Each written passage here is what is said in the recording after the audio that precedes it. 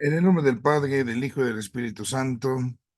Dios Padre bueno, te damos gracias por todas las bendiciones que nos concedes a lo largo de nuestra existencia y especialmente por esta jornada que nos estás permitiendo. Humildemente te pedimos nos concedas fortaleza en los momentos de dificultad y nos ayudes también con tu bendición para nunca ser mal agradecidos con todo lo que tú nos concedes. Te pedimos por aquellas personas que más necesitan de nosotros en este momento, por nuestra familia, por nuestras gentes de pastoral, todo ello lo ponemos en tus manos. Te lo pedimos a ti que vives y reinas por los siglos de los siglos. Amén. En nombre del Padre, del Hijo y del Espíritu Santo. Amén. Bueno, pues estamos nosotros retomando ya el caminar, estamos viendo las notas de la iglesia, que la iglesia es una, que es santa, que es católica. Eso fue lo último que vimos allá en el mes de diciembre y estaríamos retomando con nuestra sesión número 11, hablando de que la iglesia es apostólica. Vamos a hablar hoy de la apostolicidad. Antes de meternos en eso de la apostolicidad, no sé si hubiese alguna pregunta, alguna duda de las anteriores, de la iglesia que es una, la unidad, santidad y su catolicidad, sino para iniciar con nuestra apostolicidad. ¿Estamos bien? Bueno, voy entonces a compartir la pantalla de nuestra sesión que nos corresponde. Ahí está ya poniéndose la pantalla. Ujú. Bueno, dejen aquí hacer mis ajustes para visualizarles. Ok. Entonces, bueno, empezamos hoy con esta parte que sería el cierre, digamos, de las notas de la iglesia. Ustedes saben, para ir recontextualizándonos, que tenemos precisamente en nuestra iglesia cuatro notas: la unidad, santidad, catolicidad y apostolicidad. Y estas notas, recordemos, son en razón de ver cuál es la verdadera iglesia de Cristo. Para eso sirven estas notas cuando se inventan, digamos, cuando se elaboran. Entonces hay esa inquietud, ¿cómo identificar cuál es la auténtica iglesia de Cristo, la que Cristo fundó? Y por eso se establecen estas cuatro notas. Tenemos estos dos objetivos que están ahí en su manual. El objetivo doctrinal es, desde la Sagrada Escritura y la Santa Tradición, que nosotros podamos ir reconociendo, entendiendo ¿a qué se refiere esto de la apostolicidad de la iglesia? De eso se trata. Y el objetivo moral derivado de precisamente de la apostolicidad, pues viene un punto muy interesante, ¿no? Esta parte de la obediencia, en este caso nuestros pastores a los obispos, con una visión sobrenatural, en el sentido de que son sucesores de los apóstoles y que son puestos a un ministerio que ellos han enviado y que entonces ahí es donde pues a veces hay muchas dificultades. Baste pensar tan solo ahora, ¿verdad? Todo lo que se suscitó con esta carta que puso el Papa de las bendiciones de parejas homosexuales. Entonces, bueno, ¿cómo resolver esa situación? Mucha gente, hubo mucha confusión, padre, es que el Papa que ya pide que los homosexuales, que las parejas y estas. Entonces, de nosotros tenemos que pensar ahí cuál es realmente lo que estamos ahí pues queriendo tener que decir. Bueno, entonces, por eso es importante, por eso es importante que nosotros tengamos esa consideración. Ahí es donde vamos a meternos. ¿Cómo obedecer a los obispos? Para que entonces tengamos eso. Voy con el dato de la Sagrada Escritura. ¿Qué nos dice la Sagrada Biblia, no? En ese sentido, pues para empezar nosotros acá a esto. Pues la iglesia está fundada, primera afirmación, sobre los apóstoles. Y esto entonces de la iglesia que está establecida, está fundada, nosotros vamos a ver cómo ese fundamento está puesto sobre tres sujetos, básicamente. Obviamente Cristo, en Cristo San Pedro y San Pedro los apóstoles. Cada uno de los apóstoles es entonces ahí el que nos está poniendo, ¿no? Pues digamos así como el ejemplo en el sentido de que en Cristo nosotros estamos, sí, fundamentando la iglesia. Y esto a veces también acá hay que comprenderlo bien, porque luego los protestantes, pues luego lo malinterpretan, lo malentienden, ¿no? Porque dicen, no, es que la iglesia está fundamentada en Cristo, y entonces, ¿por qué dicen ustedes que el Papa? Y que, ¿cómo entender toda esta parte? Entonces, tenemos que darnos cuenta que el fundamento de la iglesia, el cimiento, es Cristo, y desde Cristo, entonces vendrán cada uno de los apóstoles, cada uno a su manera, título diverso. Vamos entonces viendo esto. En la primera carta de San Pablo a los Corintios, nosotros vemos que hay dos papeles en cómo se justifican los cristianos. La justificación, recordemos, significa la salvación. Somos justificados. Así como cuando voy a la escuela, pues yo tengo que poner asistencia, y si un día no voy, tengo que conseguir un justificante para que precisamente me quiten esa falta. La falta del pecado. ¿Quién me justifica mis pecados? Cristo Jesús. Entonces, cuando Cristo Jesús me quita mis pecados, ahí me está justificando. Entonces, tenemos este primer detalle. De acuerdo a San Pablo en los Corintios, hay dos papeles para la justificación. Primero está la función de Cristo. Él es el único que ha muerto por nosotros, y en su nombre somos bautizados. Entonces, Cristo así es el único fundamento de que somos salvados, y por eso se dice que el Señor Jesús se llama así. Es la causa eficiente. Cristo es la causa eficiente de nuestra salvación. Y a partir de Cristo, que es la causa eficiente, la causa fundamental, entendemos después los apóstoles. Entonces, eso que Cristo ya nos consiguió, la salvación, nos llega a través de los apóstoles, que son como los instrumentos. Por eso, hablando de los apóstoles, nosotros hablamos de una causalidad instrumental. Ellos, los apóstoles, dado que son los que nos van a dar los sacramentos, la gracia de Dios, sí, se llega desde una causa instrumental para nuestra propia salvación. Pero es eso. Aquí hay una distinción que tenemos que tener muy entendida para comprender. Pongo un ejemplo que quizás pueda ayudarnos también en ese sentido. Piensen ustedes, no sé, que a lo mejor estoy en la chamba, estoy en mi trabajo y tengo por ahí el cumpleaños del jefe, y entonces se me ocurre regalarle algo al jefe.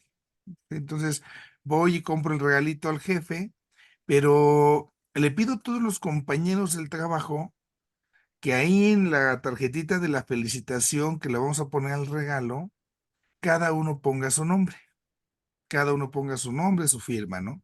Y entonces ese es el regalo que le damos al jefe, y el jefe, al recibir el regalo, podemos decir, él se va a dar cuenta que se lo están dando todos los empleados, todos los trabajadores, definitivamente.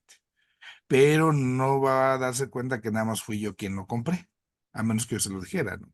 No se da cuenta de esa verdad, de esa realidad. Entonces, ahí es nosotros donde tenemos que tomar en consideración, pues, esa realidad. Esa partecita es la que nosotros podemos decir, Cristo es el que compró el regalo, y cada uno de nosotros le pone, digamos ahí, su firma a ese regalo que es presentado al Padre Dios. Por poner esta comparación, Cristo es la causa eficiente, Él es el que compra el regalo. Y cada uno de nosotros es esa causa instrumental. Somos los que pusimos la firma, ¿no? En esa comparación, quizás entonces nosotros podamos darnos cuenta de esta realidad, así con mucha claridad. Y es importante que nosotros esto lo tengamos bien claro, porque a veces muchas personas, especialmente pues de otras religiones, de otras iglesias, es acá donde rebuznan tantísimo. Por eso, por ejemplo, no aceptan a la Virgen María, ¿no? Por poner algo, un ejemplo, es que la Virgen María, no sé, los santos, ¿por qué tienen santos y no sé qué, y no sé cuánto? Y pues tenemos que tener esta claridad. Hay distintos tipos de causalidad. La causa eficiente, la causa fundamental es Cristo. Y los instrumentos para que se llegue somos nosotros.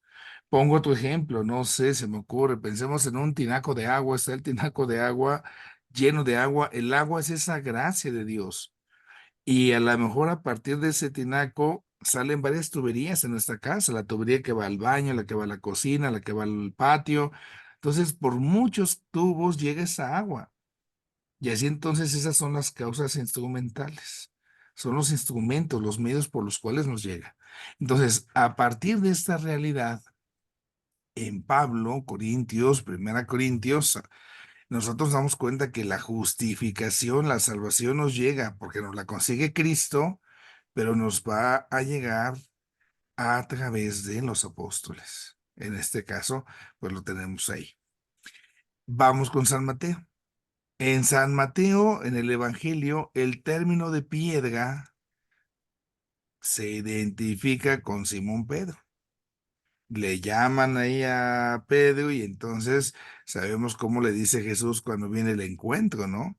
Tú eres Pedro, pero ahora serás Kefas, que significa piedra. Y esto, ¿por qué es? Pues aquí porque lo quiso Jesús. Nosotros acá, nosotros pudiésemos decir, bueno, Pablo tenía más capacidad que San Pedro. San Juan era más elevado. Leemos el Evangelio de Juan y caray, sus reflexiones. Pedro era un pescador.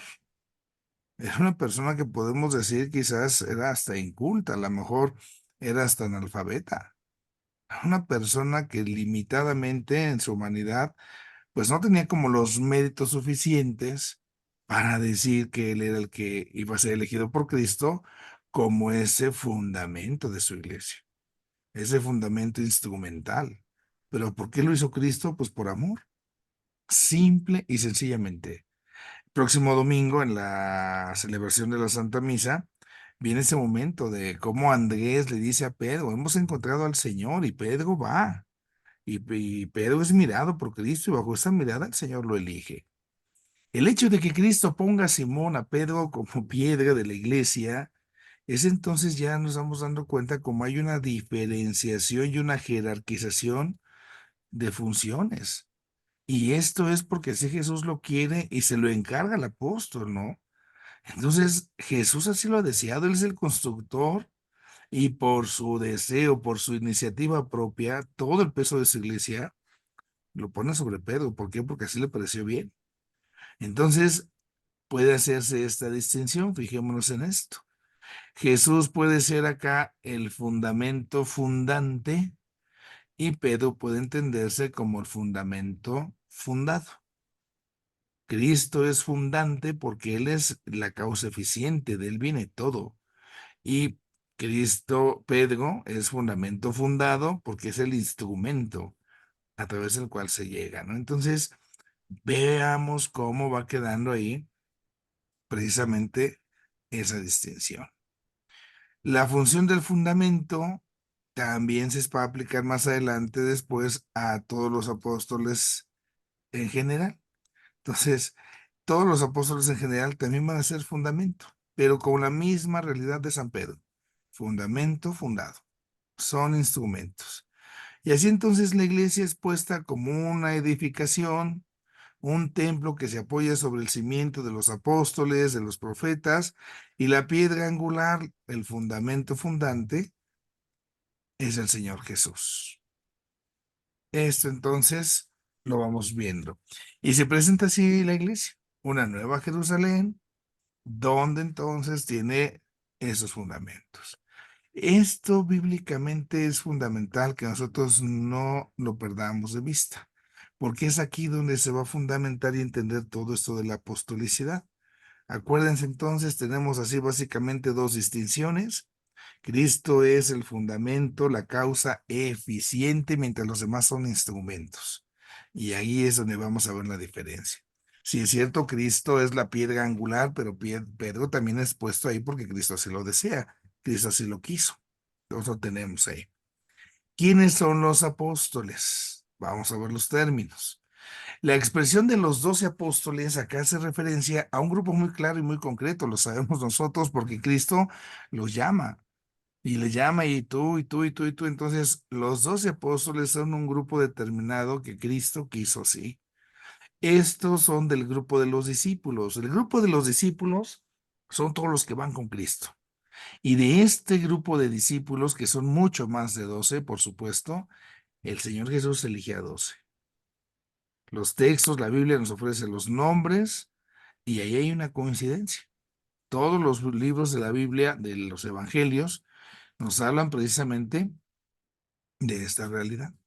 Estos son los nombres de los que el Señor Jesús eligió. No hay ahí ninguna discusión, ningún desacuerdo, coincide.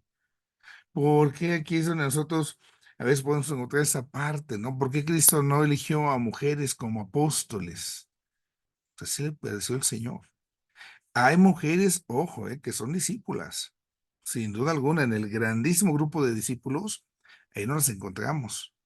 Pero el término apóstol acá va a ser para estos 12 que son muy concretos y muy claros en la elección que Cristo hace. Ahora, un significado más amplio, apóstol, ¿no? Cuando hablo del apóstol, aquí ya el significado es más amplio. ¿Por qué es más amplio? Porque al hablar de los 12, entonces los apóstoles aquí no solo son los que son enviados por Jesús, sino quienes son también autorizados por la iglesia para predicar el evangelio. Cuando la iglesia va creciendo, entonces ese número 12 va a ir creciendo también.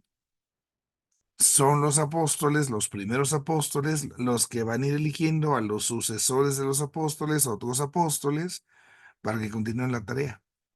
¿Por qué lo hacen? Pues desde la parte práctica, porque no son eternos, se van a morir. Se iba a morir Pedro, se iba a morir Juan, se iban a morir. Tenían que ir dejando a sus sucesores, a quién van encargando la misión, la tarea, ¿no? Y vemos muy, muy hermosamente cuando ellos eligen a los apóstoles, hacen ese momento de oración y les ponen las manos, es decir, invocan al Espíritu Santo sobre ellos para darles ese envío.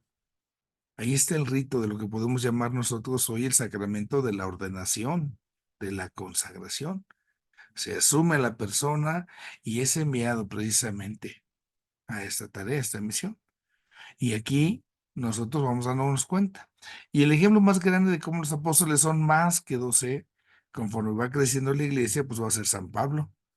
Porque Pablo no fue elegido por Cristo directamente cuando llamó a los 12 primeros. Pablo viene, si era el apóstol de los gentiles, a ese le conoce, pero ya es en el segundo momento, y es como la segunda generación. Llamado por Cristo, sí, pero no al inicio. ¿Cuáles son los rasgos del apóstol? ¿Qué es lo esencial que debe tener un apóstol, no? Entonces, primero, fíjense, el apóstol no es porque quiera, es porque Cristo lo quiere. Aquí no se puede quedar claro, y eso es la actualidad. Es que yo quisiera ser padrecito, pues qué bueno. Dios te llama. A veces la gente nos dice a los sacerdotes, padre, ¿y después de que es padre, usted qué sigue? ¿Ya se va a ser obispo? ¿Ya lo van a hacer obispo o qué? No, no, es que no es mi voluntad. Es la elección y es el llamado que hace Dios. Es que después que, ¿cómo le hace para ser papa? O ya mero llega papa, ya, ¿qué tal que usted es el papa mexicano, el primer papa? No, no, es una vocación, es un llamado que Dios hace. Y esto no obedece a las voluntades humanas. Si yo quisiera decir, no, no, no, es que aquí yo me tengo que acomodar para que me toque hueso, ¿no? Ya soy cura, pero pues al rato quiero ser padre, pero ya no me basta, y ahora quiero ser obispo, ¿no? Y voy a tener ahí mis contactos para que no, así no va esto. Ser apóstol, dado que es esa elección de Dios, pues implica una relación muy, pero muy particular con el Señor Jesús y tienen la tarea de predicar el Evangelio. Ahora, esa autoridad que recibe el apóstol es para la misión de Cristo. No lo podemos perder de vista. El día que el apóstol pierde de vista cuál es su tarea, entonces esto se empieza a envenenar, se empieza a contaminar. Y en algunos momentos, pues en la etapa de la historia sí sucede, ¿no? Es que yo veo que aquel obispo se siente como príncipe, se siente como rey, casi, casi. Pues ya se le perdió el piso. Acá se trata de ser más bien el discípulo, el apóstol, el maestro, para el servicio.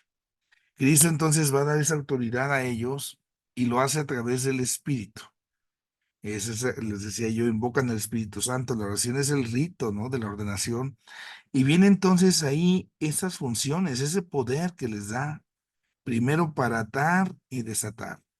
Esa tarea que ejercen a través entonces del espíritu de atar y desatar es para que nombren a los sucesores, para que vayan estableciendo nuevas comunidades, van eligiendo los diáconos, que son los que les van a ayudar, después vendrán los presbíteros, y también van a ir resolviendo problemas acerca de la doctrina, y por eso hacen concilios.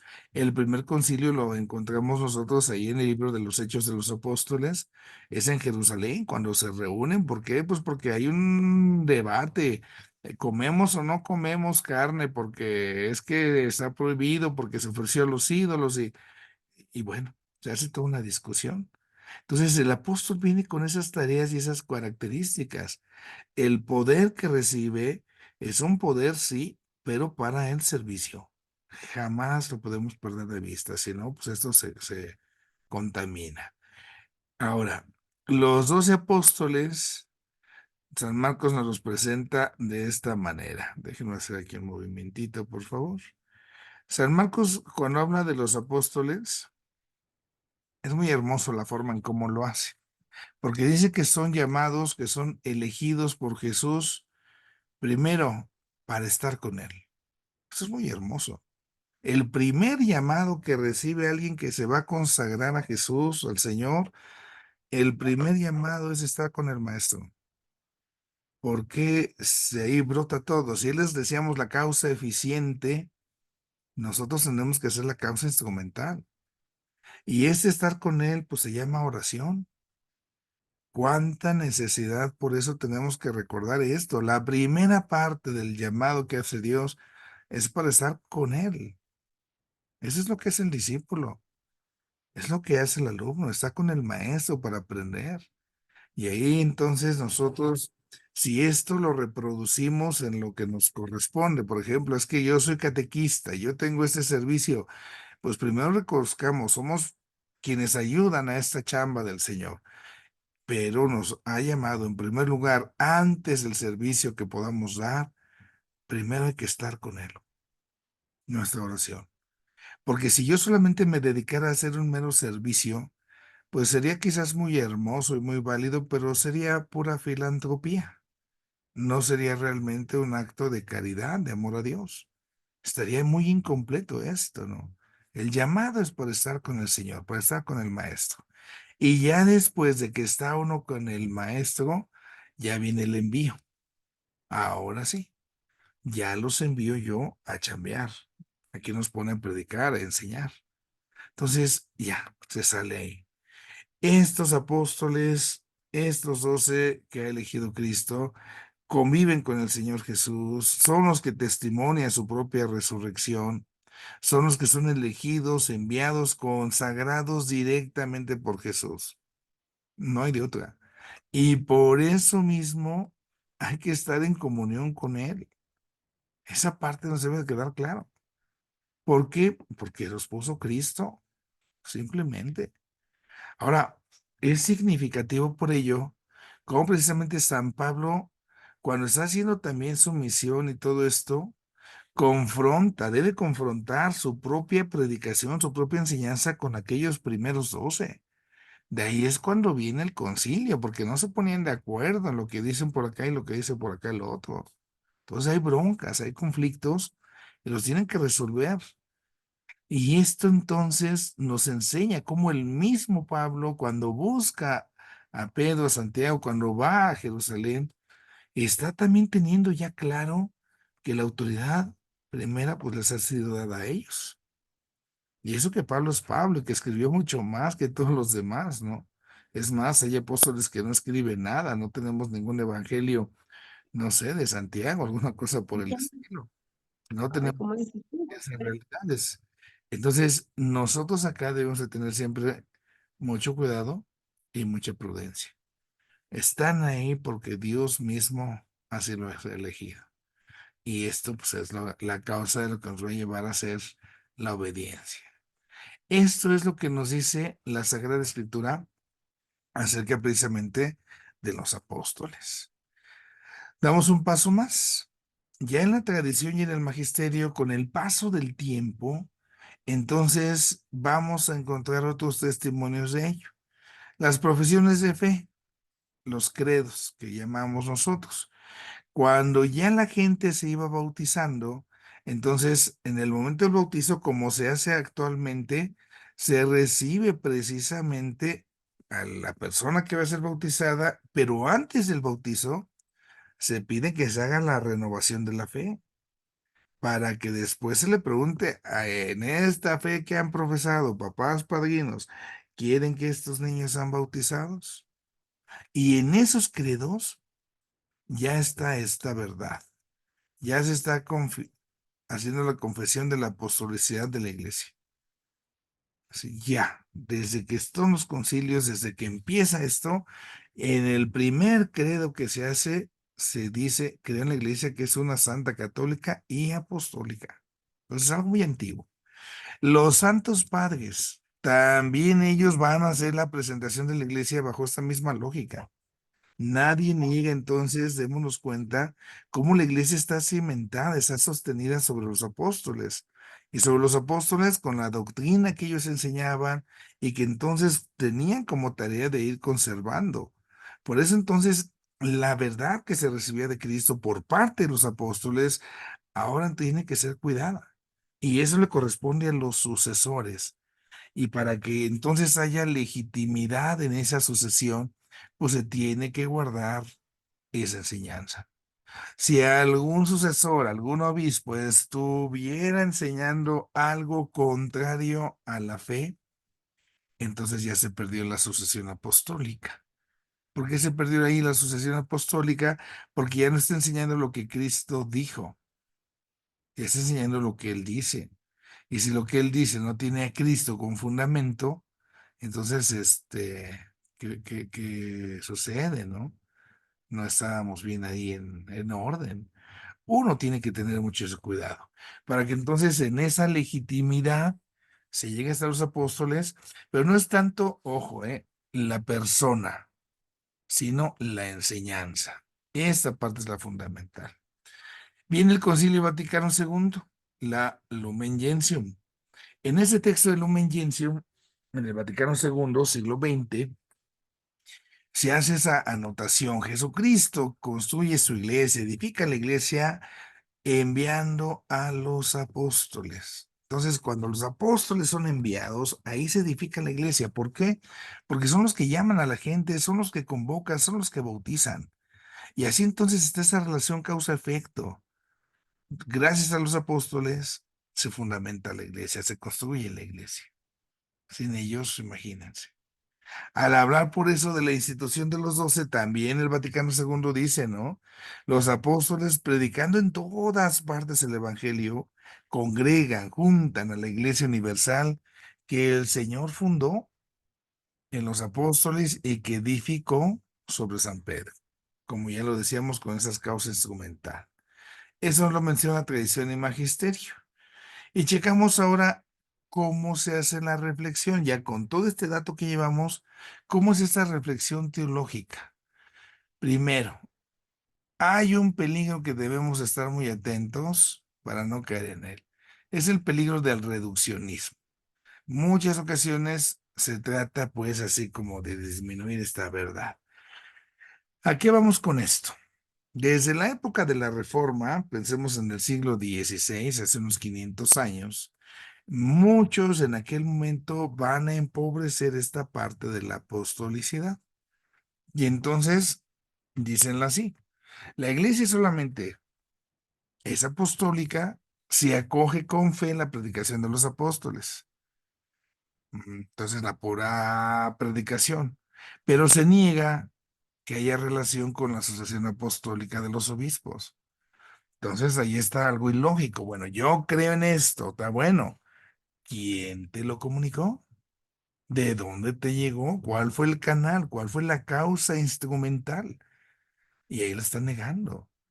Por eso los católicos siempre recalcamos esa relación. Sí es cierto, esta apostolicidad es muy cierta, es lo que nos enseñan, pero va de la mano de la asociación apostólica y se va dando por una cadena sacramental, porque se hace un rito sacramental para que se puedan establecer los apóstoles. Y acá ellos están unidos, esos apóstoles a los primeros 12 apóstoles, porque fueron sus sucesores. Es como si yo hablo de mis hijos, mis nietos, bisnietos, tataranietos, al final todos van llevando algo mío. ¿Por qué? Porque yo soy esa raíz. Pues así más o menos sucede esto. Ahora, la apostolicidad, vemos acá enseguida en este recuadro, déjenme modificarlo para que lo visualicemos. La apostolicidad como dependencia. Esta afirmación implica que los apóstoles son elegidos y enviados por Jesús. Entonces, entendamos esto. No se es apóstol sin Cristo.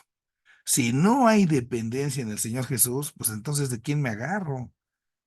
Voy a querer enseñar mis cosas.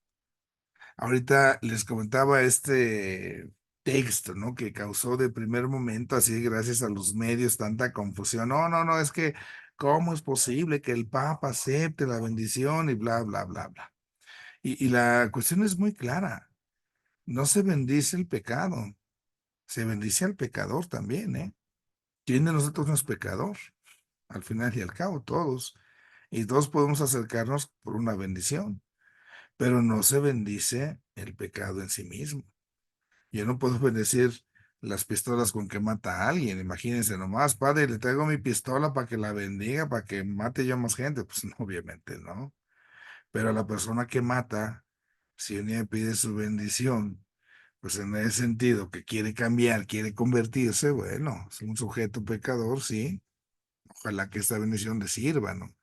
Entonces, si nosotros dijéramos, no, no, sí, sí hay que bendecir, como ya hay tantos asaltos y tanta maldad, hay que bendecir armas para que los maten a los malos, pues ya estaría yo totalmente fuera de la enseñanza de Cristo, porque Cristo no me enseña a que maten, ¿no? Entonces, ahí debemos de tener nosotros siempre mucho cuidado y mucha prudencia. Así entonces esta afirmación implica que los apóstoles son elegidos y enviados por Jesús. Ya decíamos, es la voluntad de Dios, no es que uno se le antoje, y es así como le dan fundamento a la iglesia, a la comunidad. Y entonces, sin temor podemos decir esto, ¿eh? Sin los apóstoles, sin los 12, no hay iglesia, no hay iglesia. ¿Por qué? Porque es Cristo quien así lo desea, así lo quiso. Lo quiso establecer así. Bueno, cuando eso sucede, por voluntad de Cristo los elige, ya decíamos, para que estén con Él, pero también es un mandato, y al darles un mandato les da un poder, y ese poder que les da es gracias al Espíritu Santo. Y por eso está entonces esa dependencia. Para que el verdadero apóstol y el sucesor, que es en este caso los obispos, puedan actuar, se necesita tener claro esto. Somos dependientes de Cristo. Ahora, ¿qué implica esa dependencia? Si nosotros tenemos esta consideración, ¿qué es lo que implica la dependencia, no? Pues primero que tenemos que ser fieles a la doctrina. Imagínense, ya decía yo, que cada quien va a ir enseñando lo que se le antoje, pues obviamente eso estaría totalmente fuera de lugar. Se tiene que ser fiel a lo que se ha recibido de Cristo, a los apóstoles y los apóstoles de generación en generación. ¿Por qué nosotros creemos tanto en ello? Por la acción del Espíritu Santo. Nosotros le pedimos al Espíritu Santo precisamente que Él vaya siendo la garantía de eso que se está comunicando. Cuando hacemos por eso una lección divina, la lectura de la Biblia, una lección divina, pues por eso debemos invocar al Espíritu Santo. ¿Por qué? Pues porque Él puede darnos ahí esa fortaleza para seguir haciendo lo que Cristo nos pide. Ahora, hablando de sucesión apostólica, hay dos cosas muy claras en la Biblia. Fue primero, a través del bautismo, todos los cristianos forman parte de la iglesia que Cristo quiso construir junto a Pedro y a los apóstoles. Entonces, en el momento en que a mí me bautizan, en ese momento soy parte de esa comunidad. Y ahí empieza mi chamba. ¿Qué es esto? Es cuando me pasan el regalito que les decía yo para que le ponga yo la firma, ¿no? Ahí en el bautizo. Y por ello se dice que entonces, por voluntad de Cristo, el sacramento del bautismo y el sacramento del orden son esenciales para la iglesia. Y esto pues es bien interesante. Jesucristo además elige entre sus discípulos a 12, ya decíamos, y tiene a Pedro como cabeza y les da su espíritu para que continúen esa chamba, ¿no? Esa misión. Y entonces los apóstoles van después a elegir a sus colaboradores que les ayuden para que sigan llevando ese evangelio. Y quienes entonces reciben el sacramento del orden, estamos al servicio de todos los demás bautizados. Con la autoridad, sí, que el Padre Dios le dio a Cristo, Cristo a los apóstoles a los obispos y así se va compartiendo. Entonces, con esa autoridad al final estamos al servicio. Esto lo reitero, el servicio de Cristo. Jamás lo debemos olvidar. Si yo lo olvidara, me puede suceder que me traicione en mi servicio, en mi ministerio. Es que para usted está para servirnos a nosotros y todo lo que le pidamos lo tiene que hacer. No, pues fíjate que no. Yo me consagré para servir a Cristo y en Cristo te ayudo, te sirvo a ti, porque si no, imagínense cómo terminaría el otro, ¿no? Y entonces la sucesión, permítanme recortar esos dos cuadritos que también quedan muy largos. La sucesión apostólica pues debe tener ese cuidado, ¿no? Debe tener ese matiz, ¿no? La sucesión apostólica es esencial. Cada vez que se va poniendo al sucesor, pues esto es esencial. ¿Por qué es esencial? Pues porque solamente así sigue la iglesia, si no, imagínate. No basta solamente la fidelidad a la doctrina, es importante esa fidelidad, pero no basta, no basta. Yo mismo podría precisamente entonces ahí decir, no es que yo creo todo lo que bueno, que creas todo aquello, pero ¿dónde está la cabeza de este cuerpo que somos todos? Entonces, también nosotros debemos de fortalecer esa pertenencia a la iglesia, pero también desde esa apostolicidad. Y así entonces entiendo cuál es el papel del Papa, comprendo cuál es el papel de mis obispos y desde esa manera me doy cuenta toda la chamba que puedan a lo mejor en algún momento pues llegar a tener. Pero siempre, siempre en esta fidelidad. Ahora, Jesús eligió de entre toda la bola de discípulos que iba pues ahí con él, solo a 12.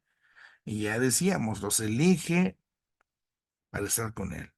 Pero además para que salgan a predicar el evangelio a todas las gentes. Entonces, los elige para que estuvieran con él y enviarlos a predicar. Y así, en el momento en que ya Cristo se va a los cielos, llama a todo ser humano a que anuncie el reino. Esa es la chama que tenemos. Anunciar el reino, ¿no? Es la misión que nos corresponde.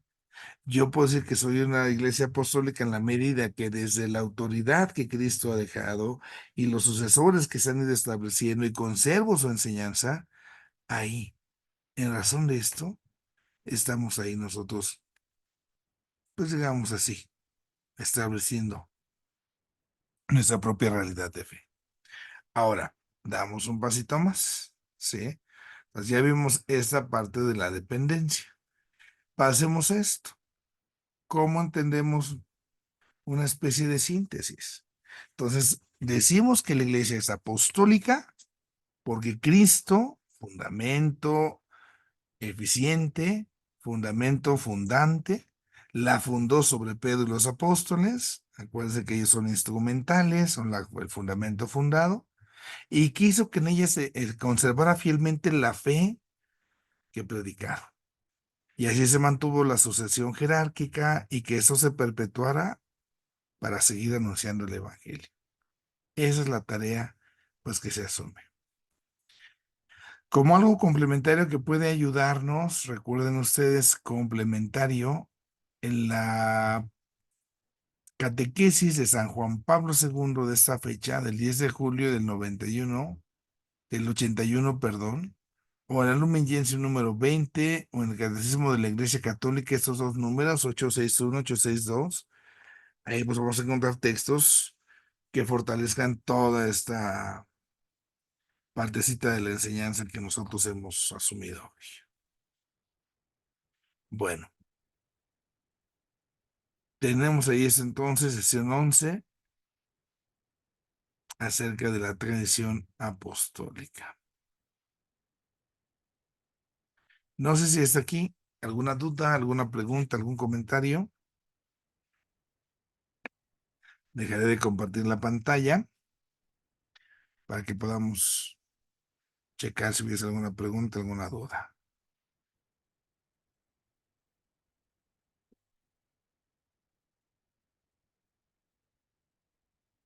Conchita, Buenas tardes, padre. no sé si le digan Conchita, ya le dije Conchita, ¿verdad? Sí, ¿Sí? sí, sí, sí, Ok, está perfecto. bien. Este, bueno, ya vimos estas cuatro notas de la iglesia que caracterizan a la iglesia.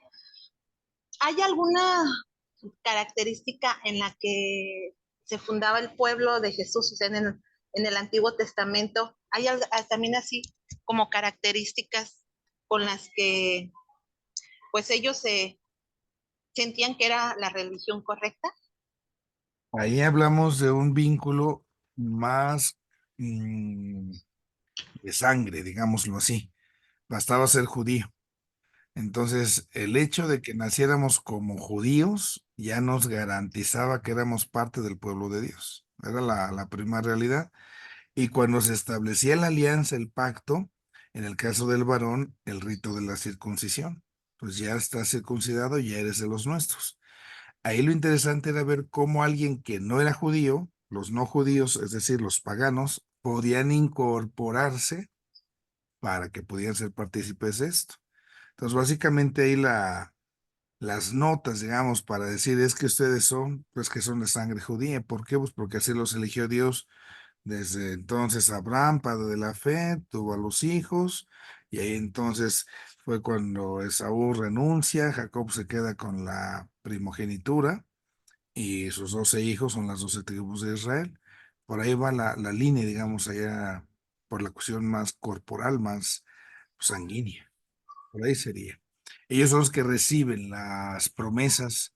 También el contenido, digamos, acá es el contenido del Evangelio, ya las promesas, la tierra prometida, una descendencia, la fecundidad, que serán bendición para todos los pueblos. Eso es lo que van comunicando. Ujú. Y la experiencia que también marca, obviamente, es la Pascua, pero al final la pertenencia para decir, es que, ¿cuál es el pueblo de Dios? El judío. ¿Por qué? Pues porque ahí nací. Se quedaba como en ese sentido, ¿no? No sé, padre, a mí me da la impresión de que pues era difícil como en ese tiempo entrar a ese pueblo, ¿no? O sea, como que ellos eran muy cerrados, ¿no? O sea, no es como ya en el Nuevo Testamento que vemos que Jesús invita pues a la samaritana, a diversos a pueblos que no son el judío. Y Es pues correcto. ahí ya entran otras características, o sea, notas, como usted dice, para convencerlos, pues yo creo que más los convencían por su vida, ¿no? Que por las palabras a lo mejor, ¿Sí? no Estamos, sé. estamos al final y al cabo, estas notas son para reforzar la credibilidad de la iglesia, cómo ser creíble, ¿no? Entonces, viviendo la unidad, la santidad, la catolicidad y esta apostolicidad, es como hacemos creíble.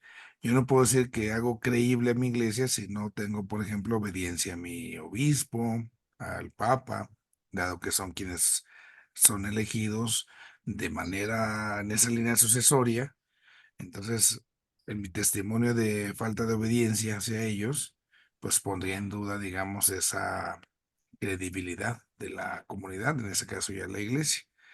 En la época anterior, antes del Antiguo Testamento, pues sí, básicamente es eso, o sea, solo por ser judío. Entonces, cuesta, ¿no? Tiene que darse un proceso donde se tiene que ampliar el concepto para ir viendo. Esto es parte de las profecías. Ahorita quizás recordemos cómo la profecía de Isaías en la primera lectura del domingo pasado, celebrando la fiesta de la Epifanía, ya habla de cómo la ciudad de Jerusalén van a ir todos los pueblos, todas las gentes. ya se empieza a ver ya en la evolución del pueblo, como ya los profetas que son más tardíos, hacer ese tipo de expresiones. Cuando Jesús mismo empieza incluso a mandar a predicar, vemos también un cambio. La primera predicación, cuando salen los apóstoles, va dirigida al pueblo judío, solo a ellos. Hasta después se amplía, como que ya se va abriendo también el círculo. Es parte de ese proceso de la comprensión. No sé si con ello quedemos, Conchita. ¿Estuvo? Ya se la movió ahí la... Ahí quedó. Bueno, seguimos con... Ay, perdón, padre, sí, sí me perdí, pero pues ya de las universidades aún así, aunque se ven muy cerrados, se habla de realidad. Ya es que nada más como la mitad ahí de como que entró airecito o algo, pero sí, en algún momento se ve como muy, muy cerrada la experiencia del pueblo. Entonces, al final se va abriendo, ¿no? Van también teniendo esa parte de ir admitiendo a los no judíos, a los paganos, también dentro de, es parte de, y eso pues obviamente en el tiempo presente ya va reconociendo una evolución. Ujú. Gracias. Ok, vamos con Claudia. Gracias, padre. Buenas tardes. Una preguntota, bueno, que nos hacen a nosotros también. Cuando hablamos de la apostolicidad y de que van uno tras otro, y que hablamos de los papas que pues no fungieron como deberían, ¿verdad? Los que vendían indulgencias plenarias o los que se dejaban guiar por el gobierno. ¿Qué es lo que tenemos que responder? ¿Dónde sí se sigue cumpliendo esa cadena? Ahí también, con todos los pecados tan escandalosos que podemos ver en la iglesia, ahí también se cumple. Se conservan como los dos elementos. Al final y al cabo se conserva la parte de la doctrina, porque no se atenta contra ella. Eso es muy curioso. Por ejemplo, los Borgias, que son de los nombres que salen. Sí, tuvieron que hacer una vida lo que sea, pero doctrinalmente no fue que propusieran alguna herejía o que estuvieran en contra de la iglesia, para nada. Abusaron quizás de, pero nunca fueron contra de la doctrina. Y la otra parte, pues la línea sucesoria. La iglesia es muy interesante en ese sentido, cómo se va definiendo la sucesión. Hay un momento muy interesante, por ahí del siglo XIV, donde entonces resulta que por algunas circunstancias históricas el Papa sale de Roma. El Papa ya no está en Roma y se va a Aviñón, a Francia, y ahí está un buen rato. Ya cuando las cosas en Roma, su situación ya está más segura, entonces le dicen ya, vámonos para acá, regrésate. Y ya no quiere. Y entonces se empieza una división y se nombra a un nuevo papa. Y en algún momento había dos papas, ¿no? El papa de los franceses en Aviñón y el papa que estábamos acá, en ese sentido, en la ciudad de Roma con los italianos y los demás. Entonces ya había dos papas. Había otro grupo de cardenales que decía, bueno, es que no pueden ser dos papas, es uno. Y entonces nombran a un tercer papa, así como para tratar de mediar, bueno, ni tú, vamos por un tercero. Y en algún momento en la historia hay tres papas. Y es ahí donde entonces había una discusión y se viene una herejía que se llama conciliarismo. Entonces decían, no, es que el papa no puede estar hasta arriba porque puede pasar esto. Entonces que lo que mande sea el concilio. Nos reunimos y nosotros vamos a tomar decisiones como si fuera una especie de democracia. Y pues obviamente así no funciona la cosa, porque si fuera democracia puede pasar como está pasando, por ejemplo, con los anglicanos. Por mayoría de votos hemos decidido que ahora ya reconocemos las bodas entre parejas del mismo sexo. Pues es que no puedes, aquí no es democracia, es una teocracia. Se recibe lo que Dios da y se custodia, se gobierna. Entonces, en algún momento conocemos como antipapas, incluso. pero siempre se ha conservado una línea sucesoria, independientemente, tristemente, de la vida de muchos. A partir de mediados finales del siglo XIX, realmente en la iglesia, los papas que ha habido, hemos gozado un periodo de casi ya 2 siglos de mucha santidad, con todos los papas que ha habido, en verdad, de mucha, mucha santidad. Y al final eso, cuando nos atacan, pues hasta sirve para confirmar cómo la iglesia no es obra humana, es de Cristo. O sea, a pesar de todo lo escandaloso que pueda resultarnos la vida de algunos papas, pues aquí estamos, porque es de Cristo. La obra no es humana, es de Cristo. Y esto nos enseña mucho a darnos cuenta cómo también ahí hay un argumento para probar la historicidad, desde la historicidad, cómo la iglesia no es una institución humana, es algo que instituyó Cristo Jesús. No sé si con ello quede la respuesta.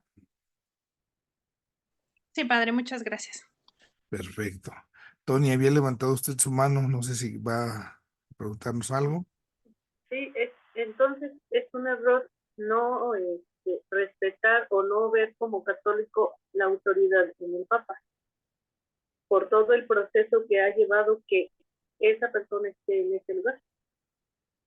Ahora, recordemos que la autoridad del Papa en orden al servicio.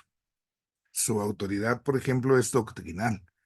Si en algún momento el Papa dijera, no, es que el mejor equipo del mundo son los Tuzos del Pachuca, pues perdóname, Santo Padre, pero fíjate que no, ahí ya no. Ahí podemos disentir de lo que dice, porque no está siendo más que una opinión de algo totalmente pagano. En materia de fe, también hay momentos en los cuales son pronunciamientos que son obligatorios. Ya hablamos ahí de cosas de dogma. Entonces, como dogma, esto se tiene que asumir, pero no está diciendo lo contrario. El caso de los papas anteriores, Papa Juan Pablo II, San Juan Pablo II, Papa Benedicto, por poner un ejemplo, en muchas opiniones de ellos en homilías, ellos se mostraban como favorables al famoso quinto dogma mariano de la corredención de María. Pero ninguno de los dos se atrevió a hacerlo. Ninguno dijo, vamos a hacerlo. Entonces, son opiniones, ahí queda. Papa Francisco es totalmente en la otra línea. Él dice, no, María no puede ser corredentora y lo dan en una homilía, por esto y esto y esto. Está bueno. Pero tampoco se anima a decir no. O sea, como que es una cuestión que queda abierta y que se tiene que ir masticando, ¿no? Porque al final a lo mejor yo puedo decir, bueno, es que yo creo en la corredención de María, pero bajo este argumento, como lo decíamos ahorita, bajo una causa instrumental. Bien entendido, cabe. Entonces puede ser, ¿no? Entonces ahí son las enseñanzas que nosotros tenemos que ir viendo. Hablando del magisterio del Papa, tenemos que darnos cuenta qué es lo que él dice, cómo lo dice. Ahí con el Papa Francisco esto pues, en muchos momentos ha causado muchas dudas, ¿no? Muchas preguntas.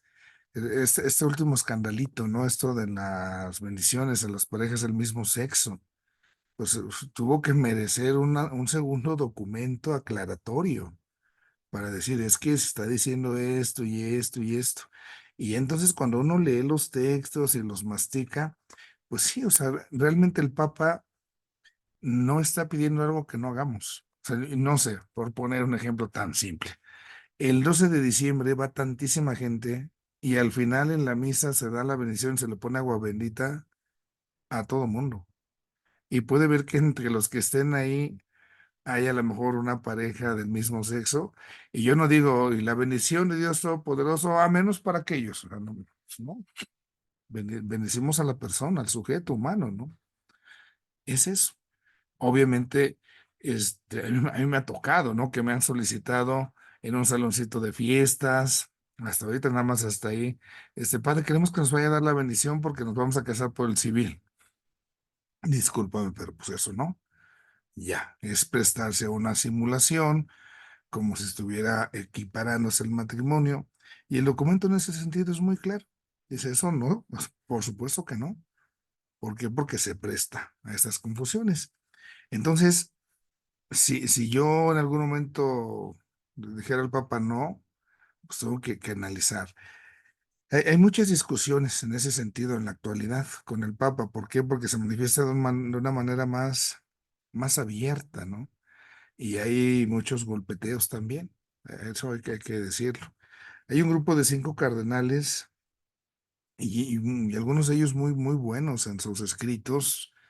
Está el cardenal Robert Sara, él es africano, un canadiense, Macualet, se pronuncia un poquito así el nombre. Tenemos a don Juan Sandoval Íñiguez, aquí de México, y le mandaron unas dudas al Papa. A ver, Santo Padre, es que en esto como que no estamos de acuerdo contigo, por esto y esto y esto y esto. Y viene la respuesta del Papa.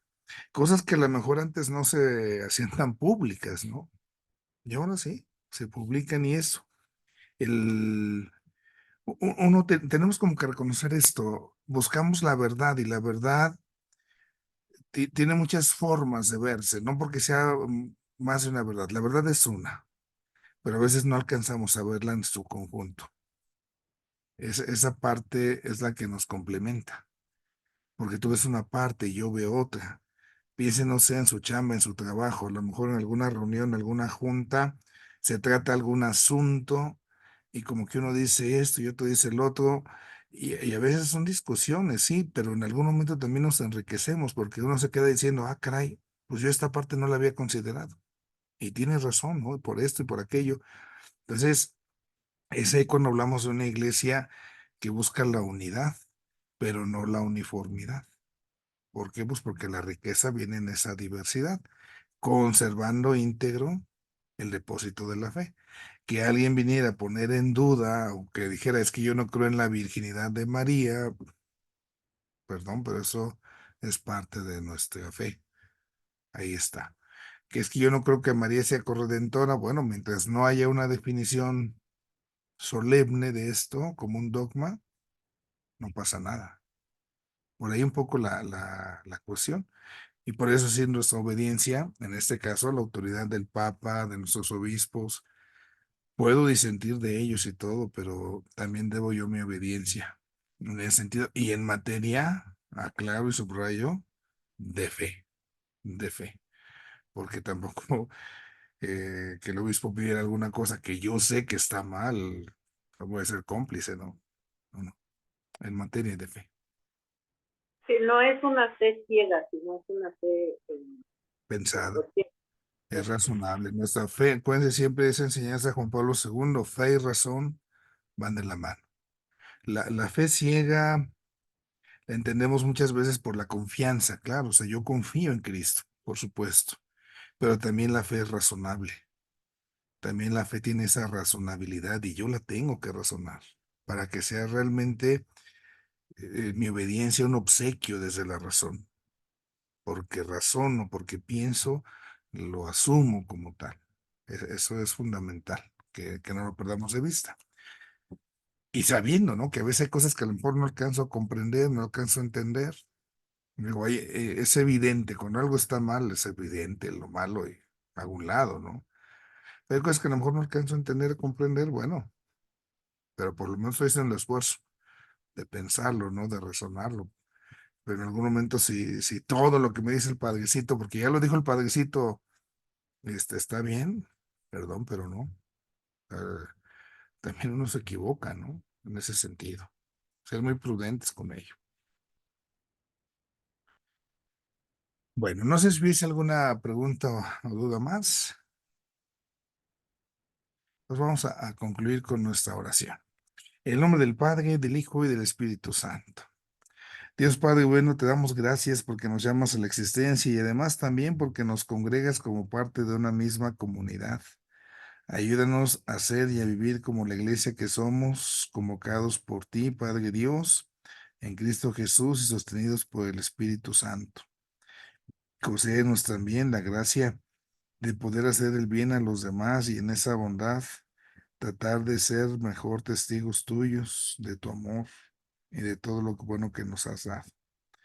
Santísima Virgen, también nos confiamos en tus manos, tú que eres Madre nuestra y Madre de la Iglesia, ayúdanos a amar y a vivir amando en ella.